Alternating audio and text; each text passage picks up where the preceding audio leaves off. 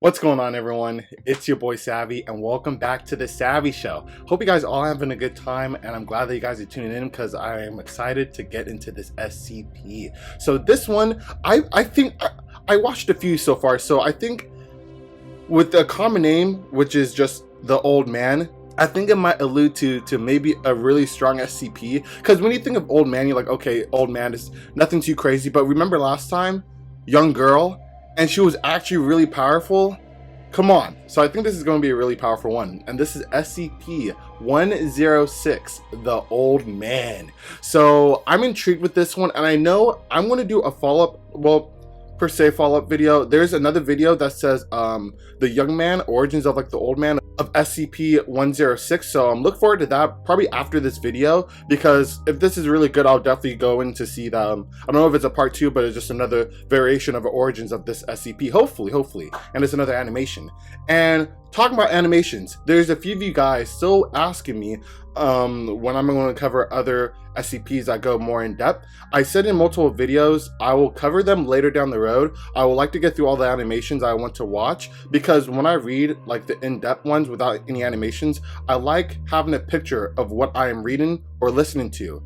That's just how I like taking in information. So that's why I'm doing the animations first, and then I'll do the breakdowns or just the audios that go more in depth of the SCPs later down the road. So I hope that all makes sense to you guys, just the strategy that I'm using, and it'll be more fun for me to actually react to them because I know what I'm thinking in my head. It'll just be something to help me out. So yeah, hope you guys all understand that. And with that all out the way, if you guys are new to the channel and you guys haven't even seen a video of me yet, like literally, I go balls to the wall. I make reactions, SCP reactions daily, and you'll never be bored on this channel, especially if you like my reaction style. It behooves you to sub if you would like to see more content from me. If you're not already part of the family, there is a huge portion of you guys watching the videos that are not subbed.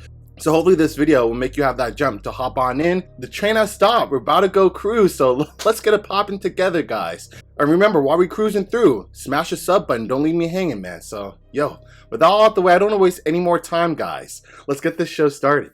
Alrighty, SCP-106, the Old Man. Let's go. And just at that moment, SCP-106 steps out of an adjacent wall and wraps an arm around Agent Musker's neck and drags her, screaming, back into the wall with it. Moments later, the floor beneath Agent Alum begins to dissolve, and he slowly descends into SCP-106's pocket dimension. Like quicksand? Oh, Not pocket. sure if they were frustrated or happy that they could finally see 106. They gave out hysterical laughter. Hello, everybody. I'm TheRubber. Today, we bring you a SCP Foundation Keter class object. Okay, just from what we just seen, I love how they do snippets in the beginning, but this is pretty cool. They finally get to see him, and when they see him, they start laughing. Give you some Joker vibes, guys. Oh my god. SCP-106. SCP-106, also known as the Old Man, appears to be an elderly humanoid with a general appearance of advanced decomposition. This appearance may vary, but the rotting quality is observed in all forms. 106 is not exceptionally agile and will remain motionless for days at a time, waiting for prey. Basically, if 106 has any reduction in activity or an increase in compliance, it should be treated as an inducement strategy prior to its active action and should be dealt with on this premise. 106 is also capable of scaling any vertical surface and can remain suspended upside down indefinitely. Wow. When attacking, indefinitely, it will attempt to incapacitate prey by damaging major organs, muscle groups, or tendons. This guy's like a zombie. He's damaging muscles and... oh, wow. These are CP agents. They have body armor too, so like, how strong is this dude really? Come on, man. Then pull disabled prey into its pocket dimension. 106 appears to prefer human prey items in the 10 to 25 years of age bracket. This is completely different, but I wonder if his pocket dimension is anything similar to Abel's pocket dimensions when he gets those swords out. I wonder if it's like all comes from the same place, you know? Interesting to think about, but probably has nothing to do with this. SCP-106 causes a corrosion effect in all solid matter it touches, engaging a physical breakdown in materials several seconds after contact. Dang. This is observed as rusting, rotting, and cracking of materials, and the creation of a black, mucus-like substance similar to the material coating SCP-106. This effect is particularly detrimental to living tissues, and is assumed to be a pre-digestion action. Wow. Corrosion continues for 6 hours after contact. Dude, his powers, if you guys seen My Hero Academia, it's an anime show, and there's a manga for it. There's a guy there named Shigaraki, and he has decay. It's exactly like this guy's power. Like, it decays like anything he touches, and even like his skin sometimes too. So that's pretty cool. That's pretty cool. After which the effect appears to burn out. 106 is capable of passing through solid matter, leaving behind a large patch of its corrosive mucus. Damn. It is able to vanish inside solid matter, entering what is assumed to be a form of pocket dimension. It is then able to exit this dimension from any point connected to the initial entry point. For example, entering the inner wall of a room and exiting the outer wall, or entering a wall and exiting from the ceiling. In a record of 106's escape, as Agent Alum and Musker were joking about how they'll never know when they would be getting close to 106.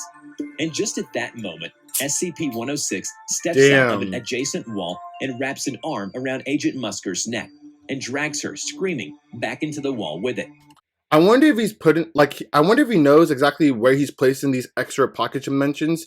Because, like, for him to know exactly where to put it, he would have to know, like, where these people are from wherever he's entering the first pocket dimension. So does he know beforehand somehow, some way with senses, like, oh, I'm going to place it right there because there's people walking? Or is it just completely random? And that's why they're asking, like, we never know when we're going to see him. Moments later, the floor beneath Agent Alum begins to dissolve, and he slowly descends into SCP-106's pocket dimension. Damn. Not sure if they were frustrated or happy that they could finally see 106, they gave out hysterical laughter. SCP-106 will typically enter a dormant state after finishing with a lure subject. During this phase, it will remain completely motionless for up to 3 months. Does he eat him, kill him? The cause for this is unknown. SCP-106 will emerge from this state in a very agitated state and will attack and abduct staff and cause gross damage to its containment cell and the site at large. How can you contain it? SCP-106 appears to hunt and attack based on desire, not hunger. SCP-106 will attack and collect multiple prey items during a hunting behavior event, keeping many alive in the pocket dimension for extended periods of time. Wow. 106 has no determinable limit and appears to collect a random number of prey items during an event. So he doesn't kill him. The inner dimension accessed by SCP-106 appears to be only accessible by SCP-106. It appears that SCP-106 will play with captured prey, and appears to have full control of time, space, and perception inside this dimension. Wow. It is said that the prey dragged into the pocket dimension will not die, even if it is corroded inside and outside. SCP-106 will throw it out once it's bored of it. So does that mean he throws out once he's bored of it, which means, like, he's about to die? Let's get him out of here. He's no fun. He's about to be a dead body in my, pocket dimension. Deuces. Like, can't pay rent anymore type shit. Or could they just not die in that pocket dimension? What? In the event of a breach event by SCP-106, a human within the 10 to 25 years of age bracket will be prepared for recall, with the compromised containment cell being replaced and restored for use. When the cell is ready, the lure subject will be injured, preferably via the breakage of a long bone, such as the femur, or the severing of a major tendon, such as the Achilles tendon. Lure subject will then be placed in the prep cell, and the sound emitted by said subject will be transmitted over the site public address system. SCP-106 will typically begin to gravitate toward the lure subject within 10 to 15 minutes after hearing the subject. Should 106 not respond to the initial broadcast, additional physical trauma is to be administered to the lure subject at 20-minute intervals. This lure subject is, I'm assuming, it's a D class.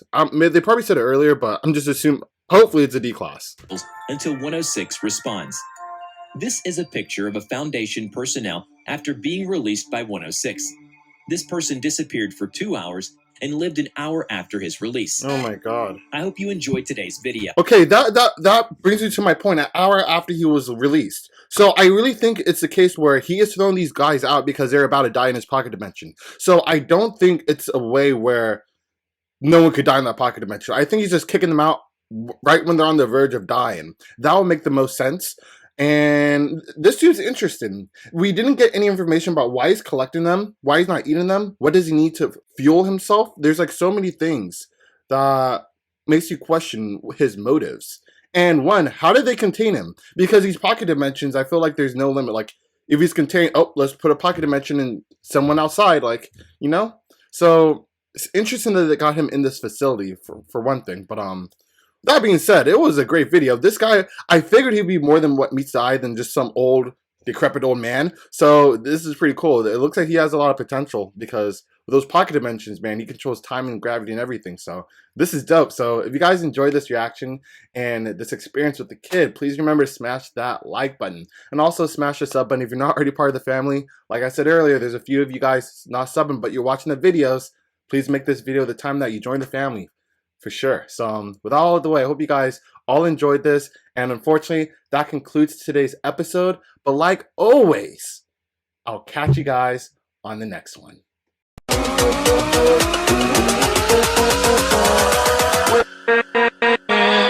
With